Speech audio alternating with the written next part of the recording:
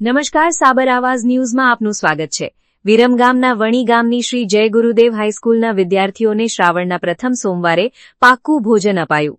અમદાવાદ જિલ્લાના વિરમગામ તાલુકાના વણી ગામ ખાતે આવેલ શ્રી જય ગુરુદેવ હાઈસ્કૂલના બાળકોને શ્રાવણ મહિનાના પવિત્ર પ્રથમ સોમવારના દિવસે પાકું ભોજન આપવામાં આવ્યું હતું।